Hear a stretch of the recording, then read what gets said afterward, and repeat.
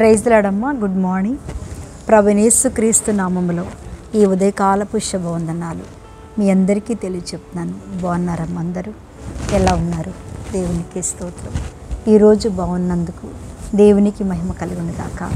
నిజంగా ప్రతిరోజు మనందరం ఇలా బాగుండాలని, ఆరోగ్యంతో ఉండాలని, ఆశీర్వాదంతో ఉండాలని మన దేవునికి మనం ప్రార్థన చేస్తున్నాం కదా. ప్రార్థన పరులంటేనంట దేవునికి చాలా ఇష్టమైన వారు. ప్రార్థనా పరులంటే సాతానికి భయం కలిగించేవారు. మొదటిది, దేవుని ఇష్టాన్ని మనం సంపాదించుకోవాలంటే ప్రార్థన చాలా ప్రాముఖ్యమైనది. రెండోది, సాతానుకు భయం కలిగించేది కూడా ప్రార్థనే కదట. మూడోది ఏంటంటే ప్రశ్న, బాగా ప్రార్థన అయితే సాతాను రాదా అని మనం ప్రశ్న వేస్తూ ఉంటాం. తప్పకుండా వస్తుంది. ఎవరి దగ్గరికి వస్తుంది? దానికి ఎవరితో పని? లోకంలో ఉన్న వాళ్ళతో దానికి ఏం పని లేదు. తర్వాత పాపంలో ఉన్న వారికి వాళ్ళతో ఏం పని లేదు. దేవుని మాట వినని వారితో అస్సలే పని లేదు. దానికి ఒక్కడితోనే పని. ఏంటంటే బాగా ప్రార్థన చేసేవాళ్ళు. రెండోది, దేవుని మాట వినేవాళ్ళు. మూడోది, దేవునికి భయపడేవాళ్ళు. అంటే సాతానికి ఎంతో భయం. అందుకని ఈ యొక్క రోజుల్లో మన ప్రభువైన యేసు ఎంతగా ప్రార్థన చేశాడో మనందరికీ లూకాసు సువార్తలో తెలుసు కదా. ఆ ప్రార్థన చేస్తున్నప్పుడు పరలోకం తెరవబట్టం, దేవుని దూతలు దిగి రావటం, ఆ తర్వాత దేవుని యొక్క దూతలు వచ్చి ఆయన బలపరచటం. నీ ప్రార్థన బలముగా బలపరిచిన దేవుడు, ప్రార్థనలో శక్తినిచ్చిన దేవుడు బలపరిచాడంతే. కానీ ఆ బలపరచటంలోనే దేవుని ప్రార్థన విధానం మారిపోయి ఆయన చక్కగా మాట్లాడుతున్న మాట ఏంటంటే, తండ్రి నీ చిత్తమే నా జీవితంలో జరుగునుగాక. నిజంగా చెప్పండి, ఈ వాక్యం వింటున్న దేవుని బిడ్డలారా, ఎంతమంది మీ ప్రార్థనలో బలం పొందుకుంటున్నాము, ప్రార్థనలో వాగ్దానం పొందుకుంటున్నాం, కానీ ప్రార్థన జరగట్లేదు, ప్రార్థన నెరవేర్పు జరగట్లేదు అన్న వాళ్ళారా, దేవుడు మనతో చక్కటి మాట చెప్తున్నాడు. ఏం మాట అంటే అది? ఆయన అంటున్నాడు, భయపడకండి, మీ ప్రార్థన నా సన్నిధికి చేరుతుంది. యేసు ప్రభు గారు చేసే ప్రార్థనే అదే ఒక మాట కదా. ఈరోజు దేవుని యొక్క వాగ్దానం హెబ్రీలకు రాసిన పత్రిక 12వ అధ్యాయం 5వ వచనాన్ని ఒక మాట 5-6 చదువుతున్నాను.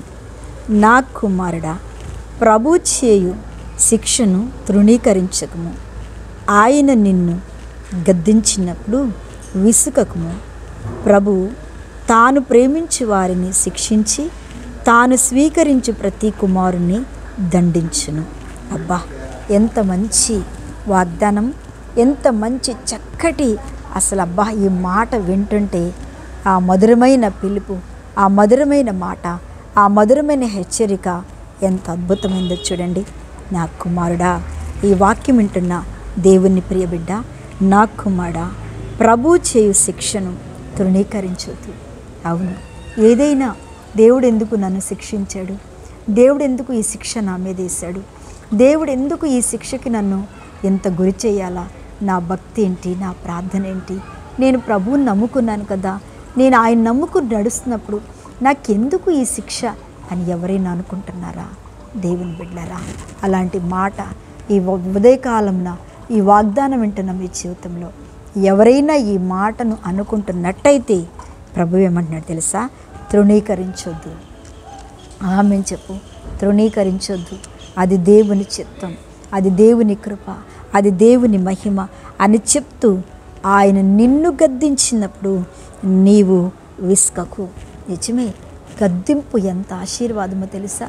తల్లిదండ్రులు మనల్ని ఎందుకు గద్దిస్తారు కదా.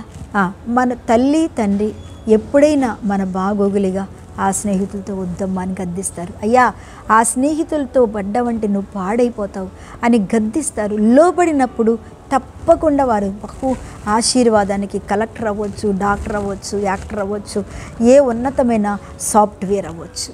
కానీ అదే మాట వినుకోకుండా తల్లిదండ్రులు గద్దించినప్పుడు ఆ మాట వినుకోకుండా ఉన్నట్టయితే ఆ చెడు స్నేహంలో పడిపోయి దారి తప్పిపోయి రోడ్ల మీద ఇతర యవ్వనస్తుల వలె పిల్లలు బ్రతకొచ్చు. అందుకని నిన్ను దేవుడు ఎందుకు గద్దిస్తున్నాడు, నిన్ను దేవుడు ఎందుకు తృణీకరిస్తున్నాడు అంటే నీకు మేలు చేయడానికి, నిన్ను మంచి పరలోక రాజ్యానికి సిద్ధపరచడానికి, నీకు మంచి తర్పీదీయడానికి. దేవుని బిడ్డ మంచిగా దేవుని సన్నిధిలో నీవు దేవుని కొరకు నిలబడాలని, శ్రమలు వచ్చినప్పుడు, శోధన వచ్చినప్పుడు, ఇరుకు ఇబ్బందులు వచ్చినప్పుడు నువ్వు దేవుని కొరకు నిలబడాలని ఈ వాక్యం వింటున్న దేవుని బిడ్డలారా, ఎవరైతే మీరు దేవుని యొక్క శిక్షను తృణీకరించారే అనుకో, లోకం మిమ్మల్ని మింగేస్తుంది, దుష్టుడు మిమ్మల్ని మింగేస్తాడు.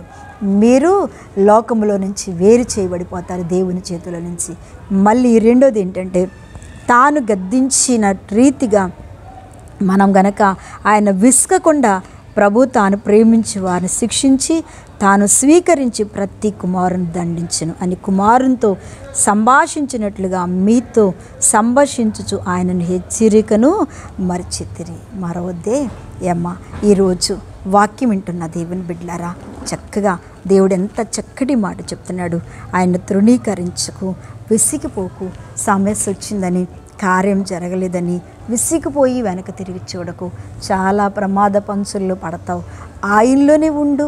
ఆ లేట్ అవటంలో ఆయన గద్దించి ఆయన చేతిలో ఉన్నప్పుడు కుమారుని ఎంత ప్రేమిస్తున్నాడు, నీ మీద దేవునికి ఎంత ప్రేమ ఉందో, నిన్ను దేవుడు ఎంతగా ప్రేమిస్తున్నాడో, ఆయన ఓపిక, ఆయన కృప నీ మీద ఎంత విస్తారంగా ఉందో ఒక్కసారి ఆలోచించి దేవుని చేత ఒదిగి ఆ విసిగిపోకుండా ఆ ప్రార్థనలో నువ్వు ఏకీభవించినట్టయితే ఆ ప్రభు చేతిలో శ్రమ వచ్చినా కష్టం వచ్చినా నా దేవుడు తప్పకుండా నాకు కార్యం చేస్తాడని నువ్వు నమ్మగలిగినట్టయితే, మీరందరూ మనం నమ్మగలిగినట్టయితే నిజంగా నీ అంత ధన్యులు లేరు. పరలోక రాజ్యం నీది.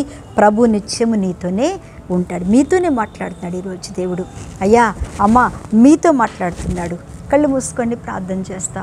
మహాపరిశుద్ధుడా, మహిమ కలిగిన తండ్రి, మీకు స్తోత్రం చెల్లిస్తున్నాను. దేవా, ఈ సమయంలో మీరు దిగి వచ్చిన ప్రభు, ఈ ఉదయకాలమున ఎవ్వరు విసిగిపోకుండా, ఎవ్వరు తృణీకరించకుండా నీ చేతిలో ఒదిగి ఒరిగి ఉండే కృపను ప్రతి ఒక్క బిడ్డకి దయచేయమని, మంచి ఆరోగ్యంతో దేవా, నెమ్మదితో ఆయా సమస్యల నుంచి విడుదలిచ్చి దేవా, వారి కన్నీళ్ల ప్రార్థనకి సమాధానం ఇచ్చి ప్రతి ఒక్క బిడ్డను దీవించమని, ఎగ్జామ్లో రాస్తున్న బిడ్డలకి తోడుగా ఉండండి.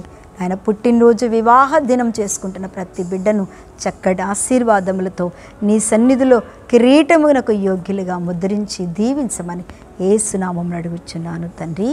ఆమేన్. ప్రైజ్ లార్డ్ అమ్మ. దేవుడు మిమ్మల్ని దీవించునుగాక. ఆమేన్.